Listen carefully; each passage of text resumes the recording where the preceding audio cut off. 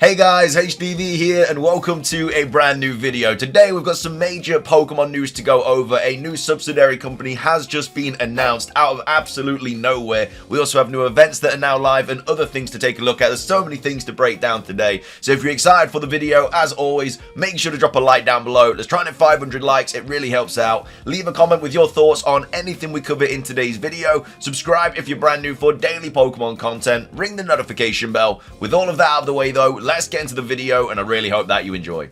So, starting things off, let's take a look at this new subsidiary company. So we have HDvee here tweeting out saying, HDvee update, the Pokemon company and DNA, or DNA, I'm not sure actually how to pronounce it. It might be DNA because the NA is in capitals, but either way, the Pokemon company and DNA have announced a new subsidiary company called Pokemon Card D Studio. This studio is to help in development of Pokemon TCG Pocket. So if you're living under a rock, Pokemon Pocket is the new TCG mobile app that has been announced to be coming out this year. We don't have a release date as per se, we just know it's happening this year, and we obviously got a trailer for it on the Pokemon Day Presents, or during the Pokemon Day Presents, and it looks really exciting. I'm very excited about it. It's definitely a kind of game that's right up my street. But the main thing that's very interesting about this is we were expecting a new subsidiary company to be announced, but we were expecting it to be Pokemon Works, which has been trademarked. We know that is a combination of Ilka and Game Freak,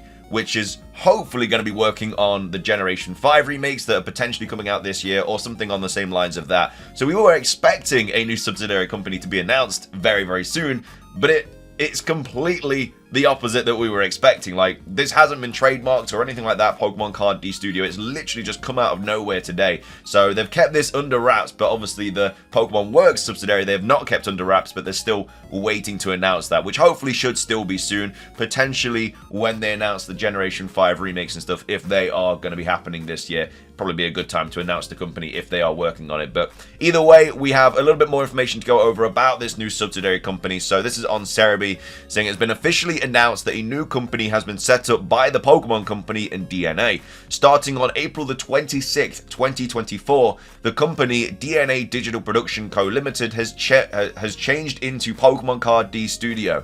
This company is designed to develop and manage the coming Pokemon trading card game Pocket, and is owned 66.6% by DNA and 33.4% by the Pokemon Company. We'll bring more news on this as it comes, to be sure to keep checking back. And then this is the actual kind of page that DNA have said. So press release, Pokemon Card D Studio Co. Limited, company name change to focus on and promote development of Pokemon trading card game Pocket. So this is the actual website. It says DNA Co.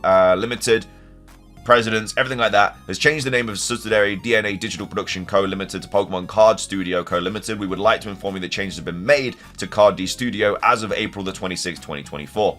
So it's a jointly funded company established by DNA and Pokemon Co. Limited with the aim of promoting collaboration based on the strong partnership that they have built up until now. Because it's not just this that they've worked on. I think they worked on like maybe Masters as well, or something like that. They've definitely worked on other things with Pokemon in the past. We have changed our company name to promote the development of the Pokemon trading card game Pocket, a Pokemon card game that's smartphone scheduled to be released in 2024 with the Pokemon Company Creatures Co. Limited and DNA. And it's leverages a track record and known how. Okay, so Pokemon Masters, they have worked on that as well, which DNA started distributing in 2019 in collaboration with the Pokemon Company to provide a stable global service for Pokemon trading card game Pocket. We aim to realize this. And then this is just kind of like the directors and the names and everything like that. So there's some pretty big news about that. Like, nobody was really expecting this. It's obviously something for Pokemon Pocket, so they've clearly got quite a lot of faith in this mobile game, and so they should. I mean, we've already seen like I guess a dumbed down version of a card game in the past, which is, you know, Duel Links from the Yu-Gi-Oh card game. So, you know, that's obviously done really well, and that's a very small simplified version of the, you know, the Yu-Gi-Oh card game. And I'm assuming that Pokemon Pocket is going to be a very simplified version of the Pokemon TCG. So yeah, hopefully it does really well. I'm really excited to play it when it eventually comes out. I'm expecting some sort of release date in the next trailer we get for this, whether it is going to be in a June Presents or a July Presents or an August Presents or something like that. Hopefully we find out a little bit more information about this relatively soon. But anyway, that is the new Pokemon subsidiary company. That's all of that. Moving on, we also have the new event announced as well. The first season to run Regulation G rules. It's season 18 for Pokemon Scarlet and Violet. So HDvee here tweeting out saying, HDvee update, the Pokemon Scarlet and Violet ranked battle season 18 has begun. The first season to run Regulation G rules runs until the 31st of May at 23:59 UTC. So this was announced a while back, but now it's actually kind of taking place. And again, there was a lot of extra information that came with this, because they usually announce or make this kind of regulation rule set a year before the new generation comes out. And again, we covered it when this was originally announced, but it's still very, very interesting, because like I say, next year could potentially be when Generation 10 comes out, even though a lot of people are expecting it to be 2026 because of the 30th year anniversary. But usually, as I say, when they do this regulation where like not restricted and stuff like that, it's usually the year before a new generation comes out. So we'll have to keep an eye on this, and obviously hope that we do get some big information soon on the horizon. A little bit more information about this as well, though. So obviously May the 1st to May the 31st, singles rule set. So the restrictions: available national Pokedex, 1 restricted Pokemon per team. So that's like the legendaries and stuff like that. The Pokemon limits: teams of 3 and 6. Your time is 10 minutes. Team preview is 90 seconds. Turn time is 60 seconds. And there's also a doubles rule set as well. But this is kind of the rewards you get for getting in the different tiers during this, pardon me, the competitive event. So if you get into the Master Ball tier, you get 3 Sweet Herba Mysticas, you get a Love Ball, you get a Gold Bottle Cap, you get 3 Bottle Caps, you get an Ability Patch, and you also get 300,000 League Points. If you get in the Ultra Ball tier, you get Sweet Herba Mystica, you get 1 Love Ball, you get a Gold Bottle Cap, you get 3 Bottle Caps, you get an Ability Capsule, and you also get 150,000 League Points. In the Great Ball tier, you get a TM171, you get a Bottle Cap, you get an Ability Capsule, and then you also get 60,000 League Points. And if you do the Pokeball tier, you just get TM171, and you also get 20,000 League Points. So these are all the Pokemon that are obviously restricted, like Mewtwo, Lugia, Ho-Oh, Kyogre, Groudon, Rayquaza. So it's basically just for like the legendaries and stuff. Obviously, there can only be 1 per team, but it's going to be a bit juicy in the competitive scene, seeing all these different kind of legendaries jumping up and stuff. But like I say, this hopefully has implications for Generation 10, but we'll have to wait and see for that.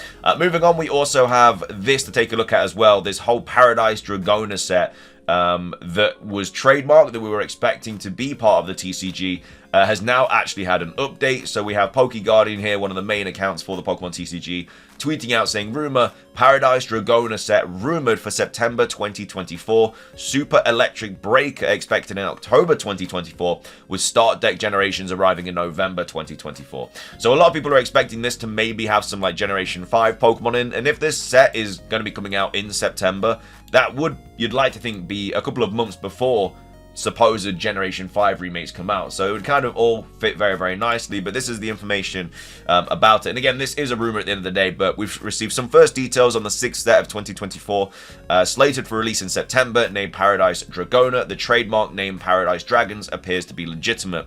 So the set will launch on the 13th of September 2024, with each booster box containing 30 packs.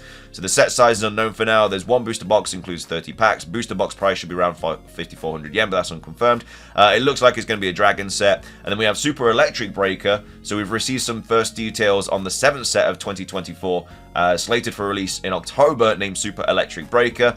And then, yeah, I think that's kind of all of the information for that. But again, that's just kind of rumors and stuff at the end of the day. Is very early days for all of this. But again, the Dragona one is quite interesting. It's probably going to be about the Indigo Disc Dragons and stuff like that, maybe, but you never know. Could be some Generation 5 stuff sprinkled in there as well. Anyway, that is all of that. Moving on, I also wanted to go over this really, really cool post here on the Legends ZA Reddit page. This was posted by Critical Audience 743, and they seemingly have made quite a big connection between Drosna and Zinnia, who of course are 2 pretty big characters. One is an Elite Four member, and then of course Zinnia is very tied in with Mega Evolution, especially in the Omega Ruby and Alpha Sapphire Delta episode, Mega Rayquaza, everything like that. So some people are expecting potentially they could have some sort of appearance in Pokemon Legends Z8 or something like that. And there could actually be a massive connection between them, in that they are related, in the fact that Zinnia is Drosna, or Drasna, however you pronounce her name, is her daughter. So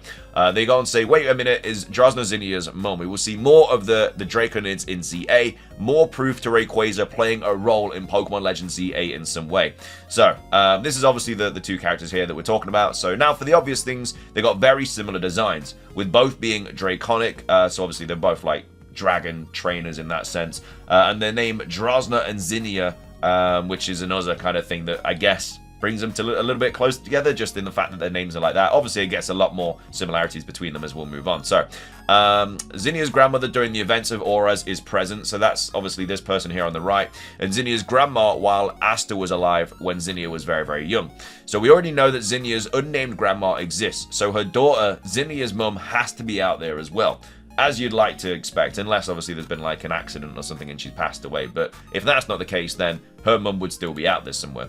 And then it also goes on to say both can use Mega Evolution. Well, in the anime, Drosna counts, as the anime isn't stupid unlike the X and Y game. So yeah, they both use Mega Evolutions, obviously tying them into that kind of Mega Evolution lore and everything like that.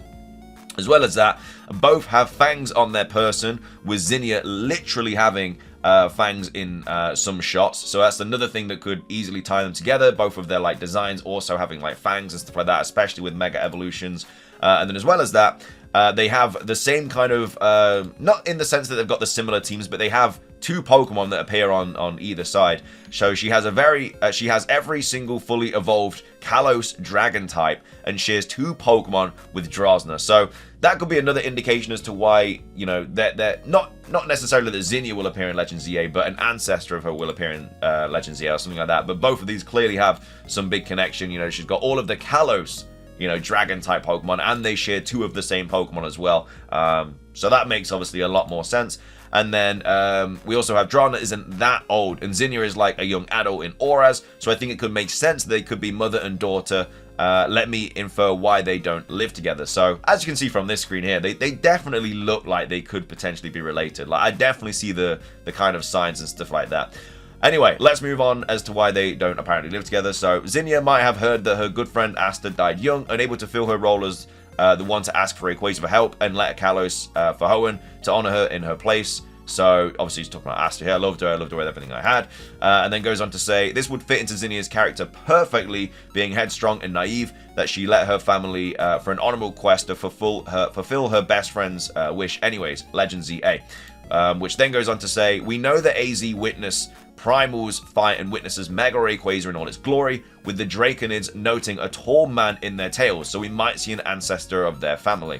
So the world, so this is where it says it here, a witness the series of the events, a tall visitor from a distant land. So this is something that has happened in obviously different regions. It's happened in Hoenn, and it's also happened now as well with this situation, whereas this tall character from a distant land is obviously AZ, and so the fact that the fact that obviously to do with Mega Rayquaza and the Primals just kind of brings everything together in that sense.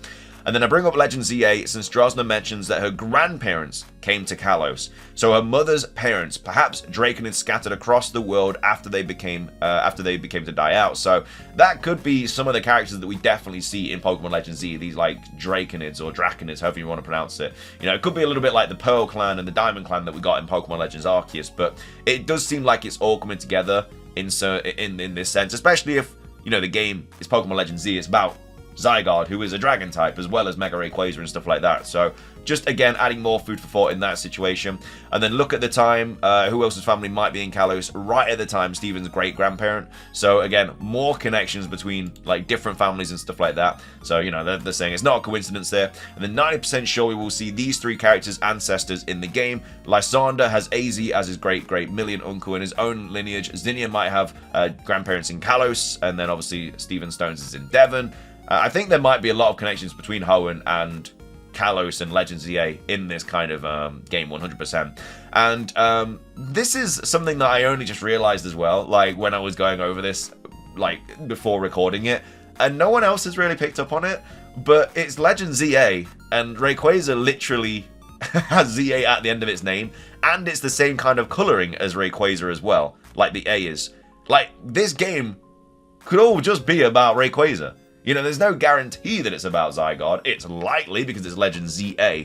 But the ZA could literally just be Rayquaza. And, you know, the ZA is just the end of its name. And like I say, the colorings as well, like it's a greenish kind of color, which would, I guess, make sense in the way that it would be able to bring all of these ancestor characters back into the game. But yeah, I think it would be kind of mad, especially if Rayquaza was the quote-unquote first Mega Evolution. I guess that would make more sense that it'd be about him, but either way, we are absolutely sure that Rayquaza isn't the ZA Pokemon, since if the Draconids are involved with AZ's Soaring Liquid Stones, get their hands on Mega Rings at this time. So that's kind of just something big there that they're saying we're absolutely sure that Rayquaza isn't the ZA Pokemon, and I don't agree with that. I think that this actually gives it a bit more of kind of a, I guess, more evidence to suggest that it could actually be about Rayquaza. But either way, really, really cool post here from this person. Massive shout out to them for kind of making this connection between Zinnia and Drosna and the Rayquaza and everything like that. So let me know your thoughts on all this. Do you think that ZA could actually be about Rayquaza? Or do you think it just could be, you know, about Zygarde or something completely different? We'll have to wait and see. It's unlikely that it's about Rayquaza, obviously. It's just something else to kind of throw into the ring. Because, you know, it could be Zygarde, it could be the A Pokemon that we're still yet to be introduced to. We'll have to wait and see. Anyway, though, that's going to be everything from me. If you guys enjoyed today's video, please do consider hitting the like button down below. Let's try and hit 500 likes. It does really, really help out. Leave a comment with your thoughts on anything we covered, such as this new Pokemon company Subsidiary, obviously the whole DNA thing, and also this new competitive thing and how it could potentially link with Generation 10 and the TCG set and everything like that. But either way, thank you for watching. Subscribe if you're brand new. Ring the notification bell for daily Pokemon content. Have a fantastic rest of your day, and until next time, peace.